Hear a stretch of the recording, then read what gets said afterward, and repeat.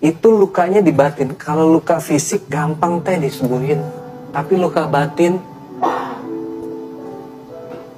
makanya hati-hati kalau kita, misalnya ini kita sebagai orang tua, terus ada keributan di rumah, anak melihat, mendengar, luar biasa itu efeknya kan.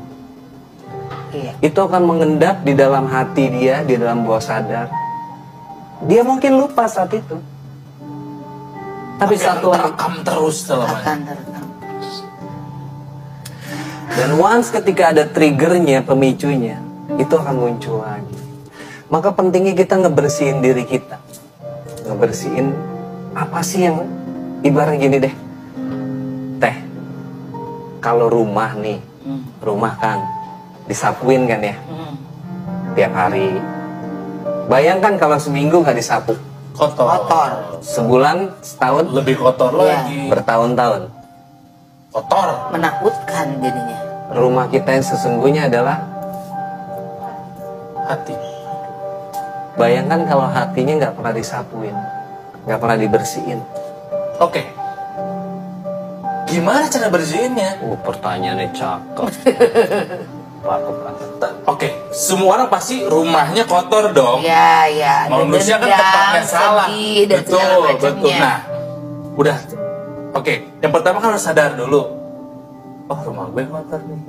Oke, bersihin ah. Oke. Nah, gimana cara bersihinnya? Dalam konsep terapi bawah sadar ini di WM Academy kita menamakannya namanya forgiveness terapi.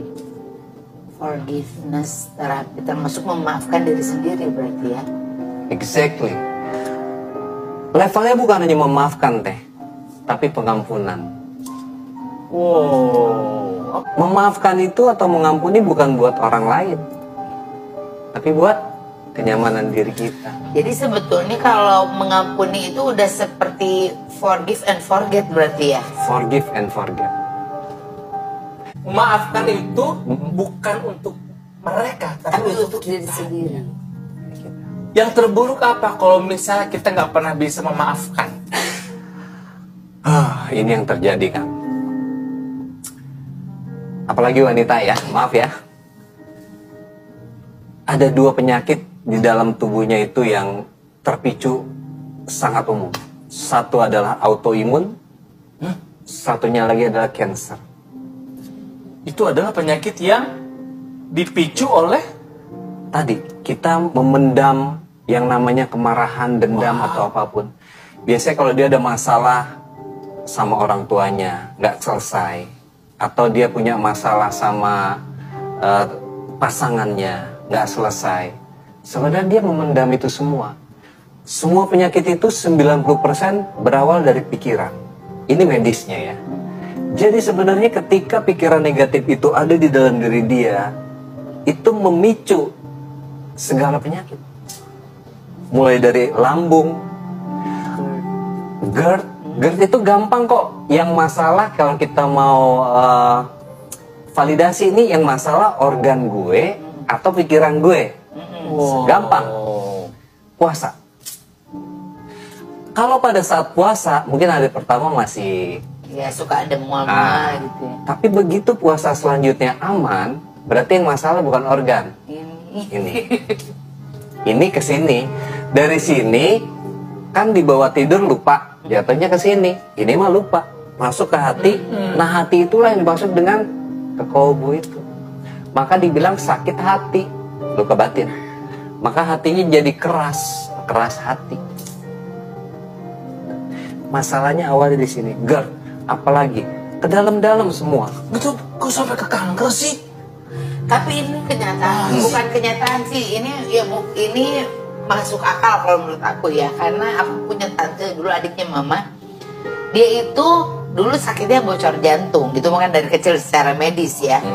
Tapi saat akhirnya beliau meninggal, itu dia tuh selalu gini, kanker, aku mau pasti sakit kanker. Padahal diperiksa sama dokter tidak ada. Terus jantungnya pun sudah membaik sebetulnya. Jadi malah waktu itu fungsi jantungnya lebih bagus daripada mama, almarhum mama gitu. Dia selalu bilang, aku teh kanker, lihat kurus dikit, ngelihat ininya agak membusung dikit, pasti kanker. Ih, kok gitu sih? Akhirnya kanker. Akhirnya kanker Akhirnya meninggalnya. cancer. Jadi si pikiran buruk itu ngasih makan si kankernya gitu. Betul, Kang. Makanan cancer adalah pikiran negatif. Shit. Autoimun juga. Autoimun itu kan sebuah penyakit yang bahkan medis nggak tahu itu penyebab penyakitnya apa. Iya. Makanya dibilang autoimun. Insya Allah sembuhkan masalah pikiran, hatinya, itu semua akan naik.